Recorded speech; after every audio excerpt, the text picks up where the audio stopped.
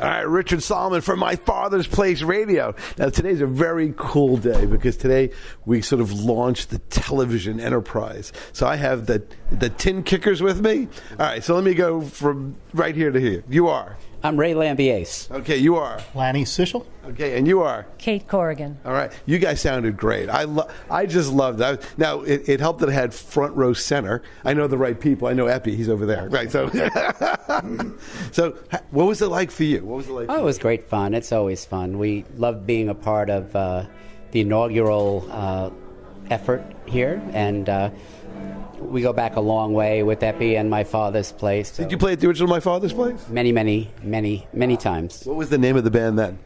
Well, it was just my name at the time. Okay. Although we did have a few bands. There was the Revolving Door. We had a band, and then there was even a band called the Hot Puppies for a while.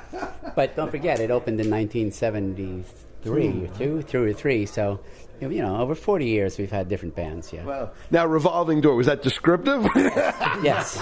The musicians came and went. That's like a real rock and roll thing. Yes. Exactly.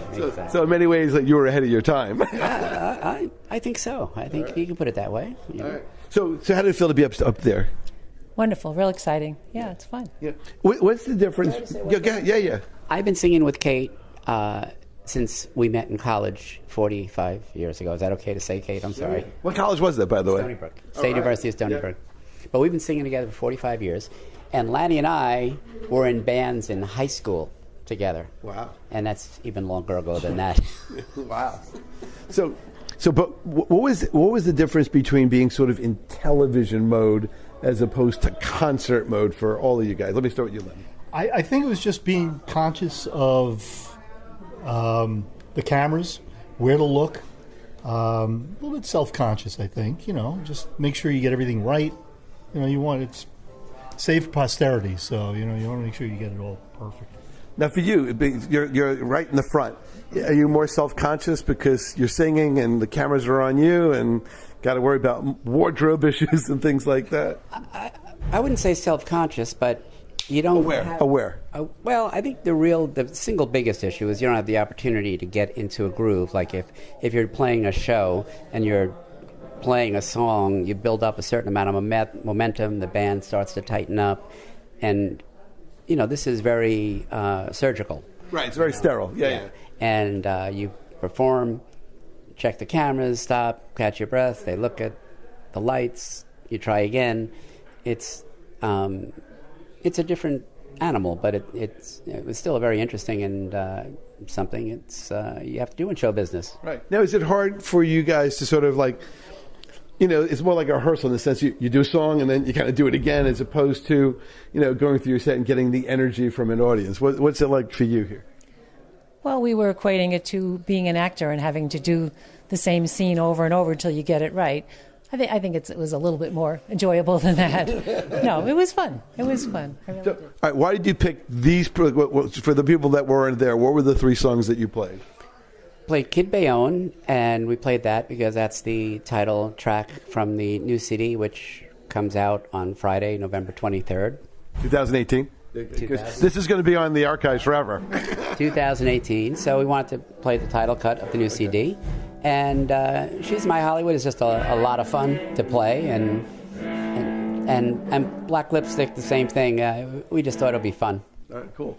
Now, was there anything different about these versions of the songs that you played today as opposed to what you may have played in the studio? No. Okay, so this is all right.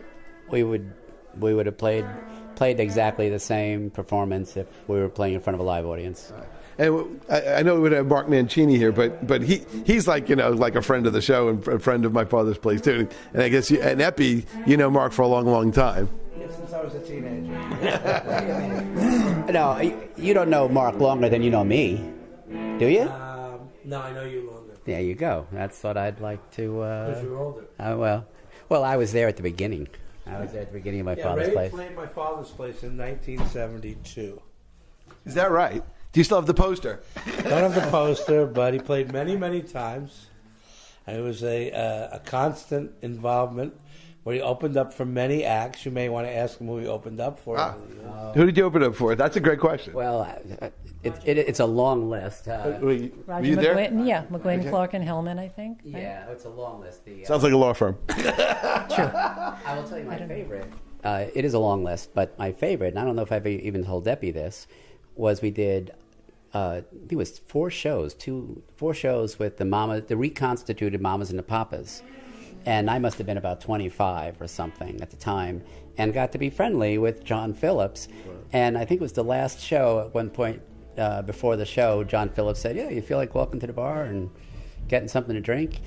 And I think, John Phillips is asking me Was he to go walk with him. Was he wearing the goofy hat? No. I was. That was the gig when I tried to get Mac to go into the hot tub and come home with me. And she says, "No, my dad and I got to go back to the hotel." No one knew yet.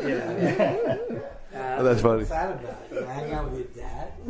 Yeah, but no, we opened for Pure Prairie League, we opened up for Dave Mason, I remember, Dr. John. It's a pretty long list. Buzzy Linhart.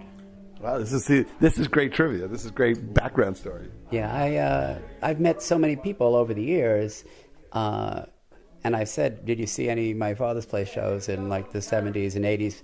And then I would ask them if they remember the opening act, and I said, "Oh, yeah, I was the opening act for that show." No, and yeah.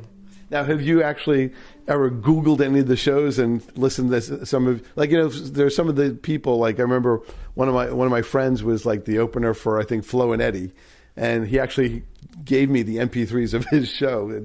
So is any of your older music archived anywhere or locatable? Yes, actually. We've got recordings from my father's place from 1980 that are really pretty spectacular. We recorded them on a reel-to-reel tape. And wow! And is that accessible to the general public now? No. Well, maybe it should be. I hear CD. I don't know. Well, what's old is new. Just in time for the holidays. I think I might have put a couple of tracks on my website. Did I think? Has anybody noticed that? I think there's a couple of tracks on my Richard's website. saying is he'd like to play one on his radio show. Well, amongst other things, but if I would love to hear Ray would say to that is, "Why don't you play my new record?" No, we are. We're going to have them come to the station and do a real full-blown interview. But for historic purposes, this is the first television show. The new Ray Lambiase sounds much better than the old Ray Lambiase. I just want you to know. So I've matured. So if you were to hit the time machine button, let's suppose that McCoy can do the Star Trek, time machine thing. Yeah. Spock is sitting there in the corner, and you could jet back to like the 70s. What would the current Ray tell the guy who's a kid about what to expect or what to do differently? I would say work on your songwriting more and try to find your own voice sooner. My songwriting, I would say, matured once I stopped trying to be famous. Okay. But what did you learn from all the famous people? Because obviously you rubbed elbows with tons and tons of well-known established artists. They were all very. I never had any bad experiences with any of them. They were all very polite. No. But what did you learn from them? What did you take? What did you get from this? Like when you hang out with lawyers and you see great trial lawyers, you learn some really cool techniques. And you go, I got to do that. Is there anything that you picked up either from dressing rooms or rehearsal sessions or hanging out with people or watching them perform? I was always so focused on the writing. Like what I learned from different artists was, the craft of songwriting. I would pick up things and that they made a priority of, and clever wordplay. And I remember One Trick Pony, when that album came out, I rediscovered the use of bridges in songwriting. The bridges in that album really opened my eyes to how the bridge needs to be such an important part of the song, not just something to break up the verses. I hear the next band is on, so I guess what we'll do is come to the studio. We'll pick a time. We'll do a whole full-hour show. You'll come. You'll sing. You can bring us reel to reel. Bring the reel to reel. And by the way, does anybody have 8-track tapes? All right, cool. So this is Richard Solomon with the Tin Kickers. Thank you all for being with us, and we'll see you soon. Thank you. All right. Thank you. Oh, website. You have a website? RayLambiase.com. All right, there you go. Simple and easy.